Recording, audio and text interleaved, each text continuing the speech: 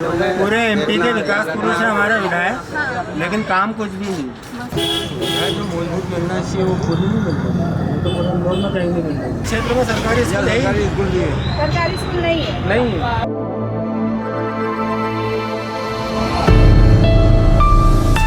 2030 के भारत में हम लगातार जब बाहर जाते हैं तो लोगों से चर्चा करते हैं गरीबी, भुखमरी और शिक्षा को लेकर कैसी क्या स्थिति है। कई इलाकों में हम गए और आज हम एक ऐसे इलाके में मौजूद हैं जहां पर कह सकते कि पूरा जो इलाका है वही मुस्लिम समुदाय का है। आइए इस समुदाय में जाकर देखते हैं कि वहाँ के लोगों की क्या समस्या है, गरीबी, भुखमरी और ख़ास तौर पर शिक्षा को लेकर किस तरह की परेशानियाँ हैं। 40 साल से आप इसी जगह पे, तो जैसे मैं अभी यहाँ की स्थिति देख पा रही हूँ, क्या 40 साल से ऐसी स्थिति, क्या डेवलपमेंट हुआ है? ये सब अच्छा था ये रोड, कि ये रफीक पार्षद जब आए तो उनके टाइम में ये रोड बना तो थोड़ा डेवलपमेंट हुआ है, नहीं तो वो मामला बहुत गड़बड़ था। मतलब अभी आप ये कहना चाह रहे हैं कि यहाँ पर डेवलपमेंट हुआ है? हाँ, उनके रफीक खान के वही यहाँ के अगर बच्चे, छोटे छोटे बच्चे हैं जो स्कूल जाते हैं, उनकी बात करें तो क्या इस एरिया में ऐसे बच्चे हैं जिनको सही तरह से शिक्षा मिल पा रही है?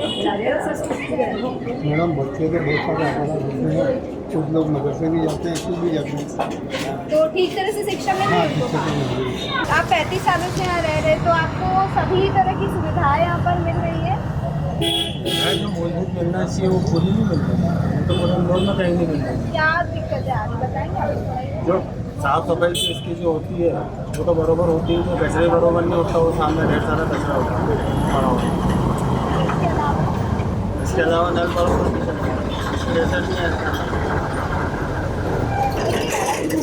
कई सारी राशन को लेकर, शिक्षा को लेकर, जो BPL लाइन के नीचे आते हैं उन लोगों को लेकर, तो इस तरह की जो योजना है वहाँ योजनाओं का लाभ यहाँ के लोगों को मिलता है?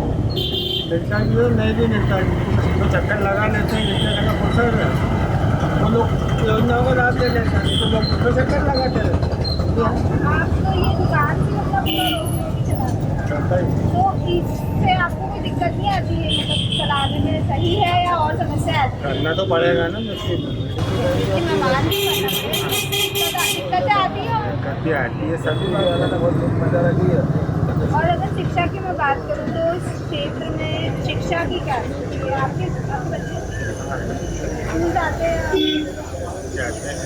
शादी भी हो गई, उनके बच्चे भी स्कूल जाते। स्कूल किस तरह से है?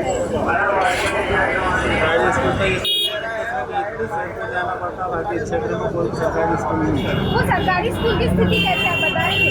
कहीं नहीं जाके देखा, क्यों आज तक नहीं देखा? 35 सालों से इस एरिया में प्राइवेट में गए, सरकारी स्कूल की सुविधा ही नहीं है ना यहाँ पर। सरकारी स्कूल है, सिर्फ एक सरकारी स्कूल है और वो भी शेरपुर में, क्षेत्र में सरकारी स्कूल है, सरकारी स्कूल नहीं है। नहीं है। तो कभी किसी पार्षद या जो भी नेता इस क्षेत्र का प्रतिनिधि, उनसे बात करके उनको कभी बोला नहीं कि स्कूल को लेकर या शिक्षा को लेकर कुछ करें? सब आश्वासन बोला, आश्वासन देते, यहाँ पर बोले यहाँ पर हमारे स्कूल आएगा, खुलवा ही नहीं इन्होंने स्कूल। कितने सालों से ये आश्वासन? कम से कम 15 साल हो गए हमारा, और ज़्यादा नहीं। पहले एक सरकारी स्कूल थी जद्दू के ऑफिस के वहाँ, वो बंद कर दी, अब वो नाले पार हो गई।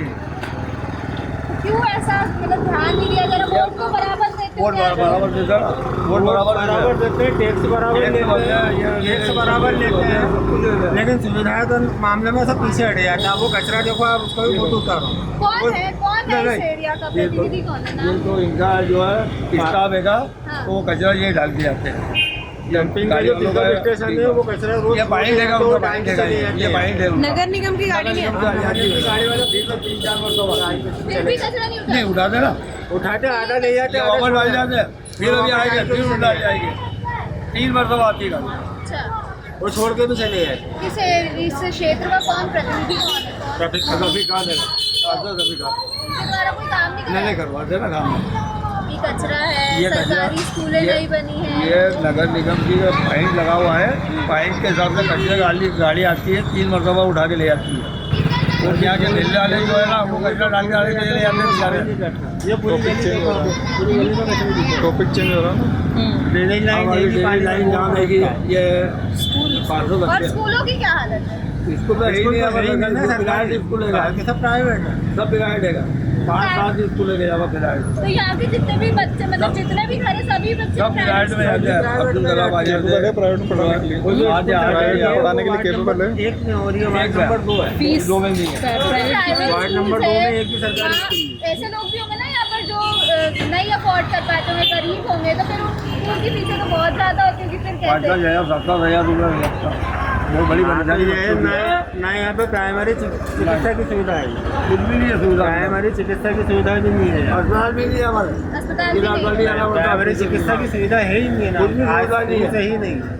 इतने साल हो गए, आप कह रहे हैं ना स्कूल है, ना चिकित्सा की सुविधाएं है, ना कचरा ठीक से उठाया जा रहा है, ना साफ सफाई है, ना होती है ना, ड्रेनेज है, तो फिर इस ना नालों में प्रेशर आता तो फिर इस क्षेत्र का विकास हो कैसे रहा है?